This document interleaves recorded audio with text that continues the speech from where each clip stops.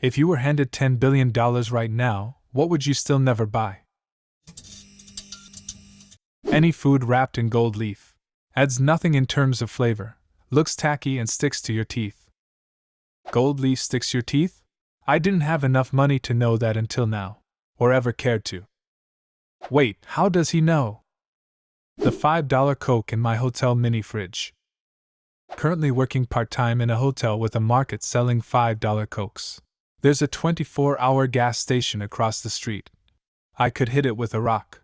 I tell everyone buying a Coke this, and still 95% of people pay the $5 and still bitch to me about it while doing it. Reddit Gold. Meth, not even once, kids. Same goes for heroin. Not even once. Extended warranty on my car. Gas station egg salad sandwich. It's like a party in my mouth and everyone's throwing up. FIFA points. I'd buy EA and get rid of the shit. 10 billion would not be enough. NFTs. Thank God. I was scrolling to find this. NFTs are worthless, guys. Spend your money on something meaningful, or at least useful. I'm fascinated by the concept, but heck no.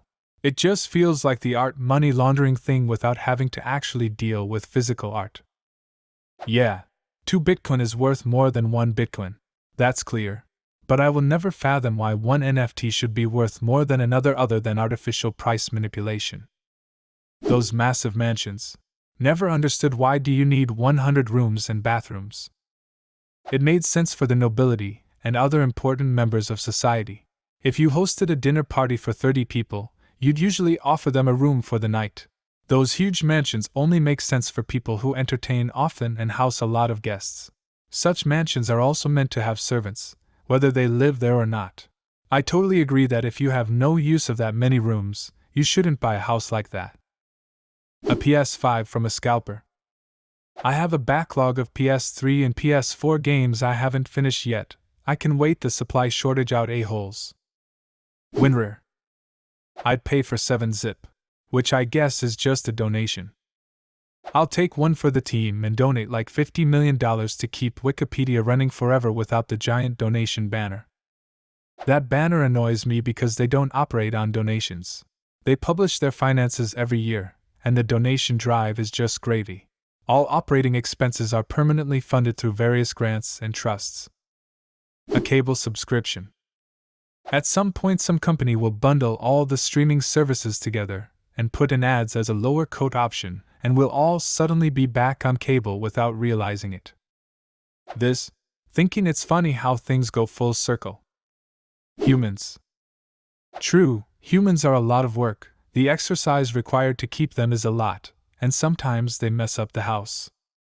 Gucci and other overpriced clothes. LMAO. Gucci literally sold the $800 watercolored pencils with a Gucci case for artists. A bunch of artists reviewed the pencils and compared the quality to a $20 to $30 Prismacolor pencils, and the Gucci failed horrendously. The case was nice though, I guess. According to the Gucci brand, you're not paying for the colored pencils with the price tag, you're paying exclusively for the case and its quality. They also later clarified that the only reason they included pencils was so people knew it was for colored pencils. They didn't think that people spending $800 on a case would know what it's for. Products with commercials that fucking annoy me. I have a blacklist. Battlefield 2042. It looks like it's becoming free to play already anyway, lol.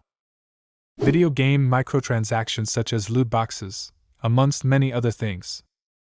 Saw a post just a minute ago where someone admitted to spending like $6,000 on a game, and someone that worked for a game company said that's not even a drop in the bucket, and that their biggest whales have spent like $400,000.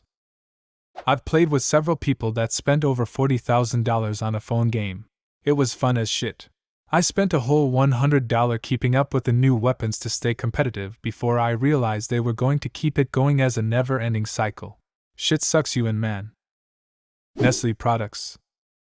Nestle owns 2,000 brands all over the world, for example Cheerios and Hot Pockets. There's lots of stuff to avoid. For all the people saying it'd be hard because they make almost everything, you've got billions. You could employ a personal shopper to buy ethically sourced food, plus a skilled chef to prepare delicious food from fresh ingredients. And you could easily pay them a good livable, non-exploitative wage. It isn't so hard to avoid Nestle if you eat home-cooked rather than processed shit. Your shopper can find clothing suppliers that don't use sweatshops too. Crack, not something I want to try. Movie theater candy. I'd still sneak in my own. With that much money I would have a home cinema. More cats.